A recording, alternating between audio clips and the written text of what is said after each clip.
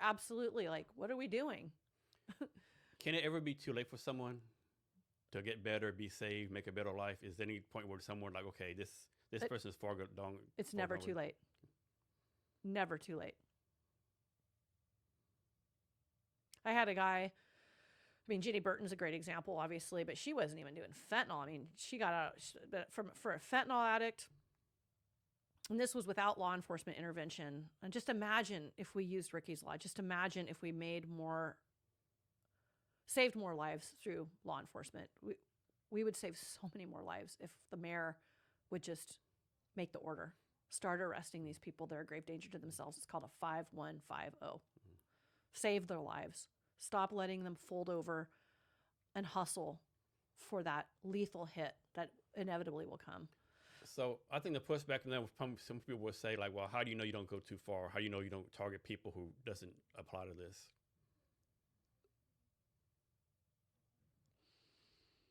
Like, how do you keep from this picking up? Okay, Jason Cavness walked down the street. We don't know, but he's a danger because he jaywalked, right? Like, yeah, but I mean, that's like the what if. I would say what we are trained. You know, you are intoxicated. You're on fentanyl. You have open wounds. You know, you make your assessment of kind of what the situation is. I don't think you do a 5150 lightly. It's not easy to do. You know, there's a petition, there's paperwork, you make a decision as a team. But, you know, I'll talk about Joshua Painter and his partner Ian were living and languishing, you know, in Post Alley, actually, dude, pretty like closer here, yeah. Right here. Yeah. I mean, and everybody, these guys, you know, they're always in that heated doorway and they're, you know, just fentanyl foil and all the needles and they're just languishing and open wounds. One guy's in a wheelchair with his foot all wrapped up. You'd walk by those guys, become desensitized or a nerd to what it is, and you just keep calling the care team and calling the mid and calling WeHeart. Once we got the call, within 1 week, we had him in a treatment center and his scheduled amputation for his toes. And we went into a private funded program called Battlefield Addiction, and it was a little expensive, but we used our money wisely. We raised the money to pay for that program. They could have gone to a state paid program, but they were a couple.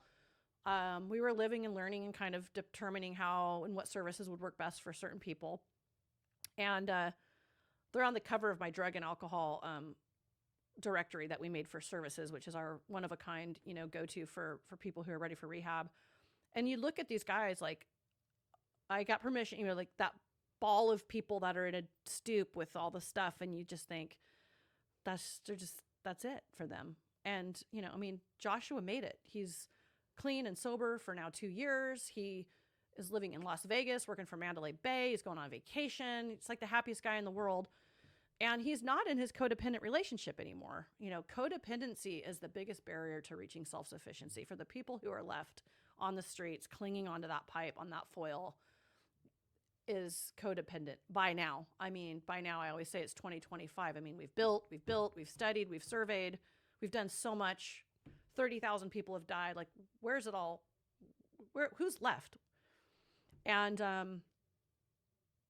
there's very few scenarios, I think, where, I mean, maybe somebody is at palatable care and they're really schizophrenic and somehow got addicted. The saddest story I heard actually this week, it must have been Monday or Tuesday, my colleague Tim Emerson called me and he goes, well, I got an undocumented guy that's homeless and no insurance, of course, and he's addicted to fentanyl.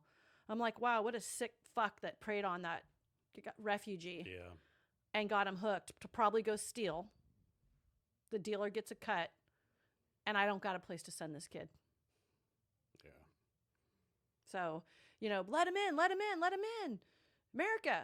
Well, yeah. Well, if we don't have a place to put people, exactly, that's going to get them first. The drug dealers, the cartel. And then they become dealers. And then it's like, oh, you call all these guys drug dealers. Well, what else do they got to do? And that's why there is a far left good point that this is how these people have to, you know, make money, because we won't give people jobs without ID. Mm-hmm. Like, so again, you know, I do believe we have to make it easier. I mean, if I wave my magic wand, maybe somebody in charge, hopefully listening, maybe the government, Governor Ferguson, I used to work at a cannery in Wisconsin, and we paid migrant workers to come up to pick fruit for cash. It was cash, Farm Act or something. And I worked at a cannery, and I loved these guys, man. They came up, they brought their families, they lived in, manufactured kind of shelter. They made awesome food, awesome attitude. They made bank, and then they went home.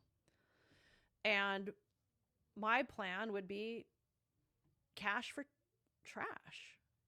Let's bring in nomadic shelter and start in LA and work our way to Canada and clean up the West Coast and give these folks who want to work purpose, housing. Oh, well, that's forced housing. That's forced work housing. And that's slavery. It's like, these guys want to work. It's not for free. I mean, just housing, and here's your job, and you can do it without ID, and you pick up the rest of the 10 million pounds of trash that's on the West Coast. Trash for cash. So cash for trash. When did you start WeHeart Seattle? September 14th of 2020. So let's suppose you're back on that day, right?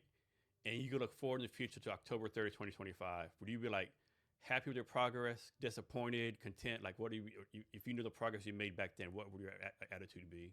Gosh, I am thrilled with our progress. The genesis of and I got this cute little video. I videoed my friend on this dumb little app we were using called Marco Polo at the time. We were really trying to connect during the pandemic. And I go, I'm inspired by all those people that came out and picked up the city after the George Floyd riot. So May 31st of 2020, there were stories where thousands of people came to downtown Seattle and cleaned up the broken glass, cleaned the graffiti, scraped up all the burned parts from the cop cars blowing up.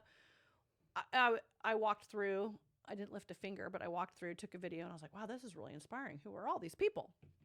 And then 2 months later, so that was May, August, September, June, July, about 3 months later, I had my lightning bolt that went through me, and I sent my message to my friends, and I said, I want all those people to galvanize over the common cause of cleaning our city year round. I just need 100,000 people of our 800,000 population, and we're all going to go out and we're going to clean the city, all of us together, and we're going to do it. And that's what we did. And it took me about a month to start my first litter pick in Denny Park.